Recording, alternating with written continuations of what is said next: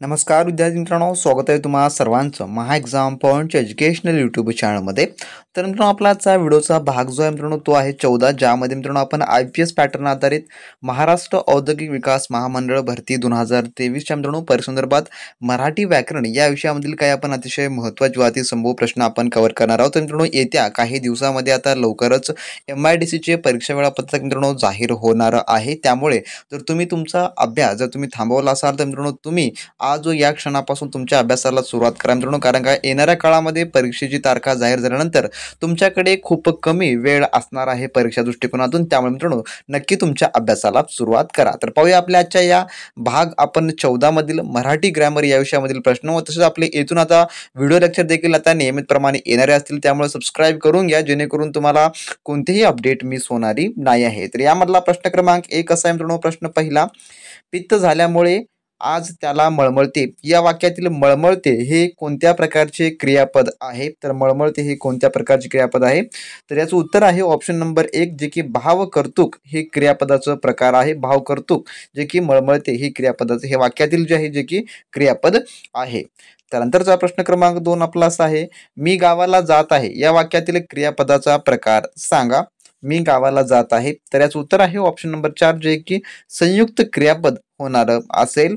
त्यानंतरचा तिसरा प्रश्न आपला, छट मला हे मान्य नाही. तर हे वाक्य कोणत्या प्रकारचे आहे? तर याचं उत्तर आहे ऑप्शन नंबर 2, जे की विरोधदर्शक वाक्य आहे. जे की छट हे मला मान्य नाही किंवा मला हे मान्य नाही हे एखाद्या गोष्टीचा विरोध दाखवल्यासारखं वाटतं, त्यामुळे हे विरोधदर्शक जे की प्रकारचं होणार असेल.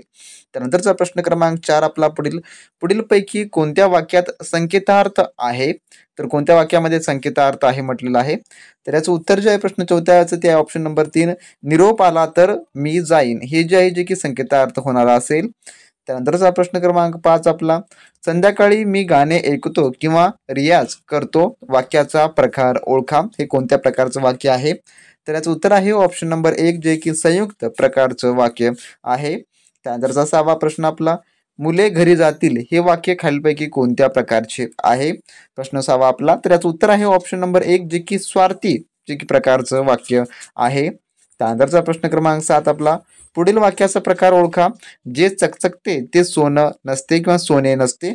तर याचं उत्तर आहे ऑप्शन नंबर 2, जे की मिश्र प्रकारचं हे वाक्य आहे. त्यानंतरचा प्रश्न 8 आपला, पर्यायातून योग्य उत्तर शोधा. पुढील पर्यायातून तर अग्रेसर या सामासिक शब्दाचे समासाचे नाव सांगा. तर समास हा एक सर्वात महत्त्वाचा मित्रांनो विषय आहे, ज्यावर तुम्हाला परीक्षेमध्ये फिक्स 2 प्रश्न विचारले जाणार असतील. त्या संदर्भात आपला एक डिटेल व्हिडिओ मित्रांनो आपल्या चॅनलवर ऑलरेडी अवेलेबल आहे प्लेलिस्टमध्ये, ज्यामध्ये आपण समासाचे प्रकार किंवा समास कसा ओळखायचा असतो या संदर्भात आपण संपूर्ण काय आपण माहिती जाणून घेतलेली आहे. त्यामुळे तुम्ही तो व्हिडिओ नक्की पहा जर तुम्हाला मराठी व्याकरणामध्ये चांगले गुण मिळवायचे असतील तर याचं उत्तर जे आहे प्रश्न 8व्याचं ते आहे ऑप्शन नंबर 2, जे की आलोक तत्पुरुष समास हा होणारा असेल अग्रेसर या सामासिक शब्दाचा. त्यानंतरचा प्रश्न 9 आपला, आयदाना या शब्दाचा अर्थ सांगा. आयदाना.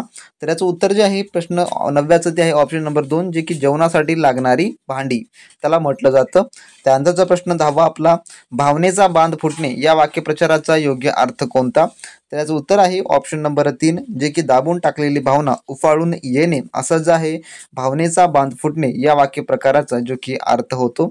ऑप्शन नंबर 3 हे उत्तर याचं होणार असेल. तसे मित्रांनो, तुम्ही MIDCच्या परिपूर्ण तयारीसाठी अजूनही तुम्ही आपले IPS पॅटर्न आधारित एक्सपेक्टेड क्वेश्चनचे टेस्ट किंवा नोट्स मित्रांनो मिळवून घ्या.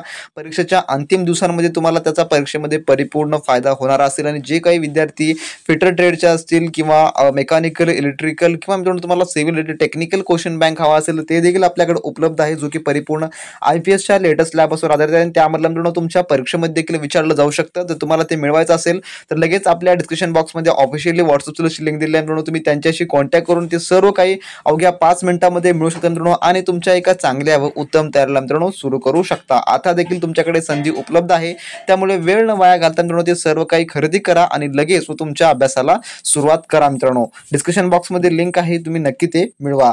त्यानंतर प्रश्न क्रमांक 11 आपला असा आहे, खाली दिलेल्या शब्दांपैकी चपलाचा समान अर्थ नसलेला शब्द कोणता? तर समानार्थी नसलेला शब्द म्हटलेला आहे, म्हणजे थोडक्यात समान अर्थ जे की नसलेला शब्द. तर याचं उत्तर जे आहे प्रश्न 11व्याचं ते आहे ऑप्शन नंबर 1, जे की स्त्री. त्यानंतरचा प्रश्न 12वा आपला शत्रूला सामील झालेला या शब्दसमूहाबद्दल पर्यायी एक शब्द शोधा. तर याचं उत्तर आहे ऑप्शन नंबर 4 जो की फितूर असा होणार असेल. त्यानंतर प्रश्न क्रमांक 13वा आकाशात वावरणारे त्याला काय म्हटलं जातं. आकाशात वावरणारेला तर याचं उत्तर आहे ऑप्शन नंबर 4 जे की नभचर असं जे आहे ते म्हटलं जातं. त्यानंतरचा प्रश्न 14वा व्यवहारात चतुर असणाऱ्या व्यक्तीस काय म्हणतात. तर याचं उत्तर आहे ऑप्शन नंबर 2 जे की व्यावहारिक असं जे आहे त्याला म्हटलं जातं. त्यानंतरचा प्रश्न 15वा आपला मुलांनी मोठ्या माणसांचा आदर दाखवायचा या शब्दसमूहासाठी दिलेला योग्य शब्द ओळखा. तर याचं उत्तर आहे ऑप्शन नंबर 1 जे की आदर हा जो आहे यासाठी शब्द येईल. त्यानंतरचा प्रश्न 16वा खालील शब्दसमूहाबद्दल एक अचूक शब्द शोधा. अतिशय गरीब असणे तर त्याला काय म्हटलं जातं. तर याचं उत्तर आहे ऑप्शन नंबर जे की 1 दारिद्र्य नारायण असं जे आहे त्याला म्हटलं जातं. त्यानंतरचा 17वा प्रश्न बोलणाऱ्याचे तोंडाचे शब्द आहेत तसेच जे की लिहिण्याला कोणते चिन्ह वापरतात. तर याचं उत्तर जे आहे ते आहे ऑप्शन नंबर 4 जे की अवतरण चिन्ह वापरलं जातं याच्या शेवटी तर या लिखाण पद्धतीमध्ये. त्यानंतरचा 18वा प्रश्न अभ्यस्त शब्द ओळखा यापैकी. तर याचं उत्तर आहे ऑप्शन नंबर 2 आंबट चिंबट हा जो आहे अभ्यस्त शब्द आहे.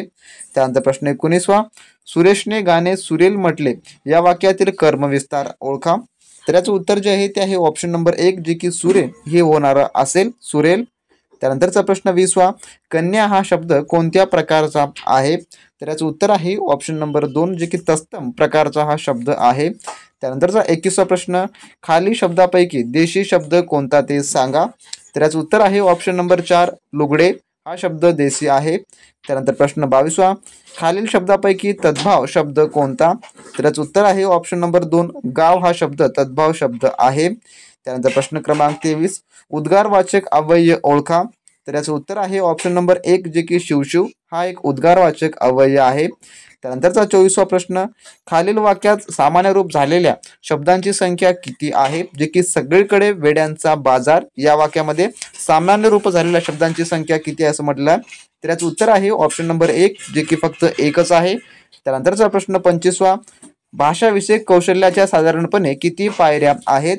तर याचं उत्तर आहे ऑप्शन नंबर 1 जे की 5 आहेत. तर मित्रांनो असे हे आपल्या आजच्या व्हिडिओमधले टॉप 25 क्वेश्चन होते जे की आपण या व्हिडिओमध्ये आपण पाहिलेले आहेत. जर मित्रांनो तुम्ही मागील व्हिडिओचे पार्ट पाहिले नसाल तर तुम्ही ते देखील पाहून घ्या. त्यांची लिंक डिस्क्रिप्शन बॉक्समध्ये उपलब्ध आहे. आणि मित्रांनो हे संपूर्ण काही प्रश्न तुमच्या येणाऱ्या MIDC परीक्षेसाठी मित्रांनो अतिशय महत्त्वाचे आहेत. यामधले बरेच प्रश्न तुमच्या परीक्षेमध्ये देखील विचारले जाणारे असतील. त्यामुळे ज्या विद्यार्थ्यांना अजूनही आपले एक्सपेक्टेड क्वेश्चन टेस्ट किंवा नोट्स मिळवायचे असतील त्यांनी आपल्या व्हॉट्सअप थ्रूशी कॉन्टॅक्ट करून घ्या. डिस्क्रिप्शन बॉक्समध्ये लिंक आहे. अशा प्रकारचे व्हिडिओ पाहण्यासाठी तुम्ही आपल्या चॅनलला सबस्क्राइब करून एवढं लाईक करून तुमच्या मित्रांसोबत शेअर करायला मात्र विसरू नका. व्हिडिओ नेक्स्ट व्हिडिओमध्ये तोपर्यंत बी प्रॅक्टिस क्रॅक एक्झाम.